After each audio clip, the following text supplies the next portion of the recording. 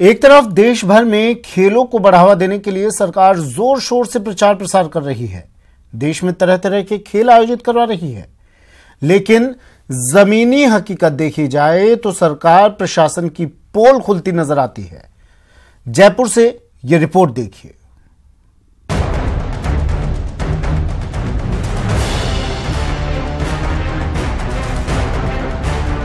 पहले ये तस्वीरें देखिए।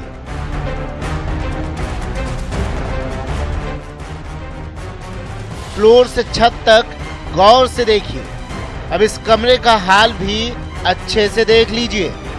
जमीन पर गद्दे ही गद्दे बिछे हैं, जिन्हें देखकर आप जरूर सोच रहे होंगे कि शायद ये किसी धर्मशाला का नजारा है। लेकिन अगर आप ऐसा सोच रहे हैं तो हम आपकी गलतफहमी दूर कर देते हैं और बता देते हैं कि ये कोई धर्मशाला नहीं, बल्कि यहाँ पर देश के भविष्य को ठहराया गया है। अगर अभी भी नहीं समझे तो सुनिए। यहाँ पर नेशनल लेवल के खिलाड़ियों को ठहराया गया है। कहाँ से आए हैं आप लोग? आसाम से। अच्छा, आसाम से। कितने लोग रुके हैं रूम में? यहाँ पे 10-11 लोग। 10 लोग रुके हैं। आपको नहीं लगता कि सर्दी में इतना कम बंदोबस्त और अच्छा होना चाहिए? हाँ, बंदोबस्त और अच्छा होना चाहिए था। अच्छा, लेकिन चैंपियन बनाने की बात हो रही है, चैंपियंस के यहाँ रोका जा रहा है। हाँ, वो तो है, ये तो प्रॉब्लम है यहाँ पे। ठीक नहीं है तो अच्छा होने से ठीक था, लेकिन इस बार बहुत खराब था थोड़ा सा। नेशनल चैंपियनशिप में आप शामिल होंगे? हाँ, मैं नेशनल चैंपियनशिप में। आपको लगता है नेशनल चैंपियंस के लिए इस तरह की व्यवस्था होनी चाहिए? नहीं, थोड़ा सा ठीक होना चाहिए था। जी हाँ, जमीन पर गद्दों की जमीनी हकीकत वाकई हैरत में डालने वाली है। लेकिन ये स्याह सच है SMS स्टेडियम का, जहां पर नेशनल साइकिलिंग चैंपियनशिप के लिए 22 राज्यों से खिलाड़ी यहां आए।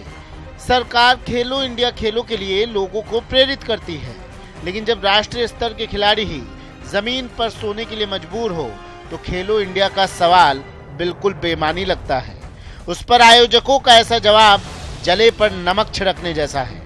जो गद्दे अवेलेबल है सर, वो टेंट के पास से लिए गए हैं, और टेंट के पास से जो गद्दे होते हैं वो एक स्टैंडर्ड साइज पे हैं। उनमें हम और आप कुछ फिक्सेशन कर नहीं सकते, घर से तो अब नया बनवा नहीं सकते अपन। जो है वो अवेलेबल करवाए गए हैं, और जिनको ज़रूरत है उनको एक्स्ट्रा भी अवेलेबल करवाया गया। ऐसा नहीं है कि नहीं है, बाकायदा अभी भी हमारे पास क्विल्ट अवेलेबल है। जो भी एक्स्ट्रा मांगता है हम उसको एक्स्ट्रा सर्विसेज दे रहे हैं। बाकी ऐसी कोई प्रॉब्लम नजर है। सर करीब करीब हमने व्यवस्था सबकी अच्छी करी है।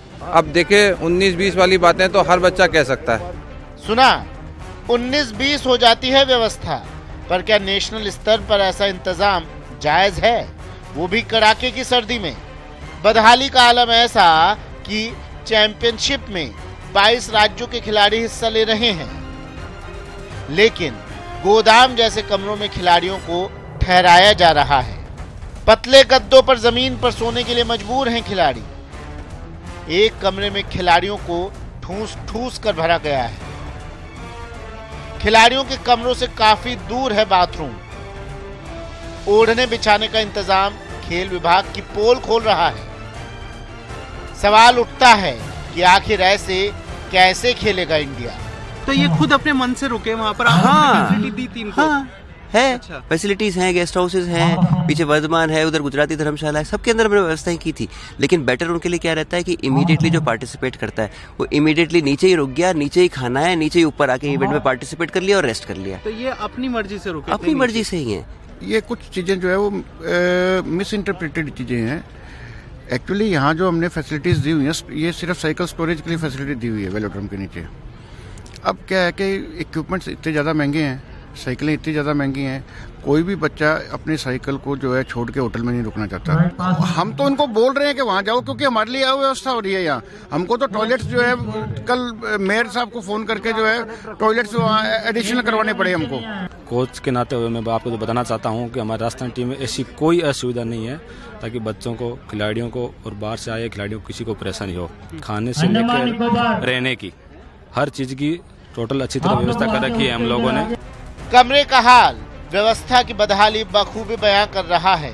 शासन प्रशासन की पोल खोल रहा है, लेकिन आयोजक मामले में लीपा पोती में लगे हैं। लेकिन लाख टके का सवाल है, क्या ऐसे तराशे जाएंगे वो खिलाड़ी जो इंटरनेशनल लेवल पर देश का नाम रोशन करेंगे? भंवर पुष्पेंद्र चौहान, न्यूज़ 18, जयपुर। चलिए बुलेटिन में फिलहाल इतना ही, दीजिए इजाजत, नमस्कार।